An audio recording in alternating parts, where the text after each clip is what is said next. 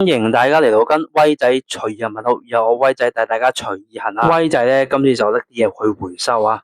如果大家中意我頻道，就即刻撳個 like、comment 同埋即刻 share 出啦。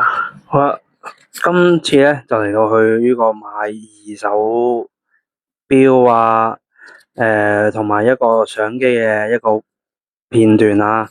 今次咧威仔就拎咗喺屋企擺咗好耐嘅一啲錶啊，同埋拎去賣啊。咁大家見到呢度係隻 Seiko 嘅錶啊，都唔知幾耐嘅，總之就擺咗好耐啦。咁樣就俾大家睇下。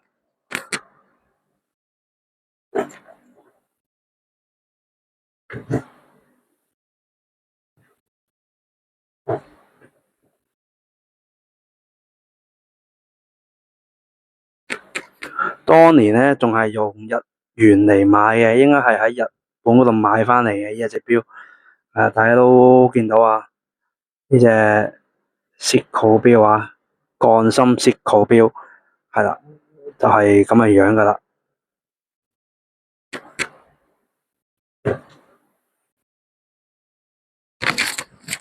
好，大家都見到啊，仲有一部 Nikon 嘅 FE10嘅相機啊，係一部菲林機嚟嘅，大家都見到啊，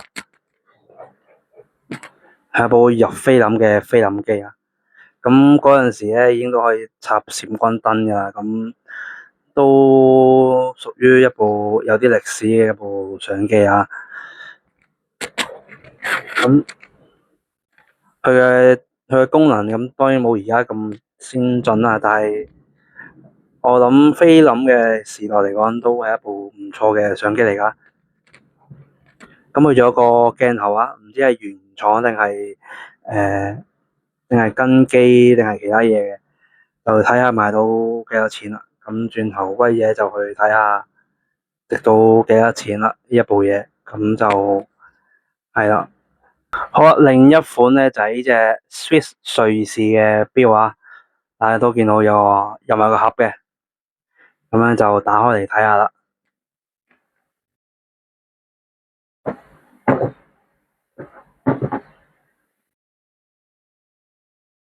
咁打開咗就係咁嘅樣噶啦，就係咁樣，佢係用電嘅，佢係插電嘅呢一隻錶，所以咧呢一刻咧佢係冇電嘅錶嚟嘅。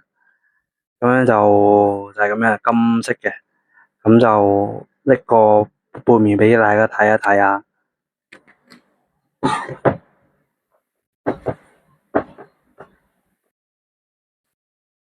個背面就係咁嘅樣啦，就係就係就係咁嘅樣金色嘅，係啦。咁威仔咧就轉頭拎佢放噶啦。最後啊就係一個銀啊，一個銀嘅手鐲啊，我記得買嘅嗰陣時咧就千五六蚊嘅啫，而家唔知二手就幾錢啦，但係都有一啲歷史嘅，經過唔知幾多個秋天冬天咁樣嘅，係啊，都已經有點熱黑黑地啊，定係唔知係本身係咁樣，定係都有啲污糟噶啦已經，所以咧威仔都唔知而家值幾多錢啊？而家二手咁樣咧，就轉頭就拎去睇下值幾多錢啊？係啊，咁就係咯，轉頭就出發去紅磡啊！咁終於嚟到間鋪頭啊，就係咁樣樣噶啦，去個門口有啲花膠啊、錶啊咁樣嘅嘢係收嘅，回收，真係咩都收啊！高價，佢哋話高價收㗎。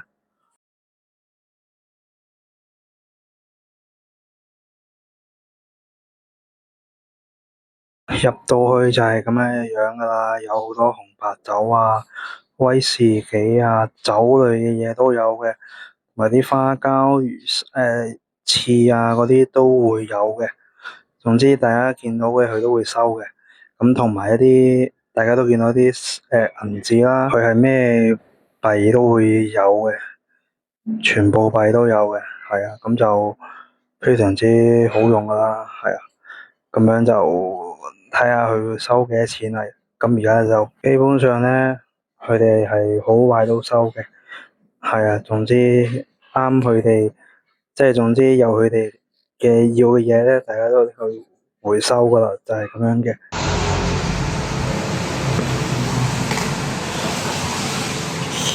呢個係咪嗰啲咩菲林相機嚟？呢個係嗰啲。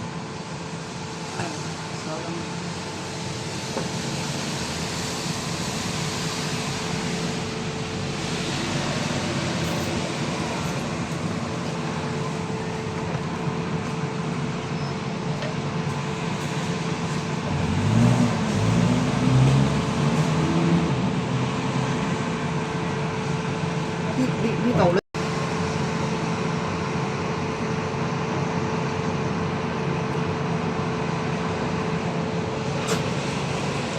好啊，咁就係等佢一個期間啦。咁佢又不定咁照我部 Nikon 嘅相機啦。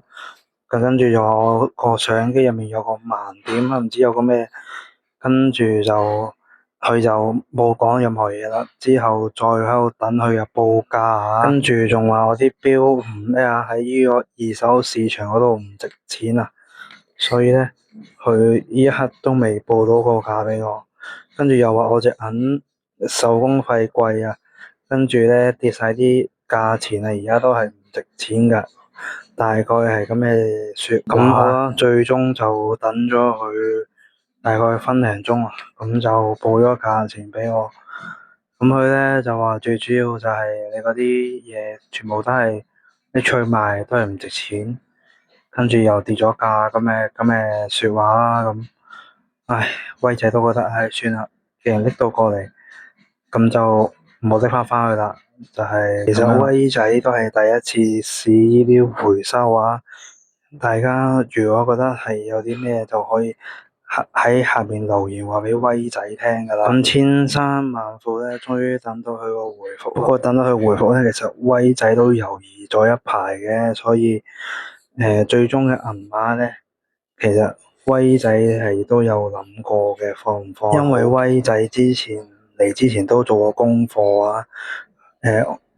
心目中嘅價錢都係有咁上下嘅，不過可能現實同想像係有出入嘅，咁所以佢哋俾一價威仔都係默默咁樣去接受咗嘅。所以咧最尾又係每樣100蚊到啦。好，呢條片就係咁多啦。如果大家鍾意我頻道，就即刻撳個 like、comment 同埋 share 出去啦。拜拜。好啊，最尾咧原來都係值500蚊嘅啫，全部500蚊啊！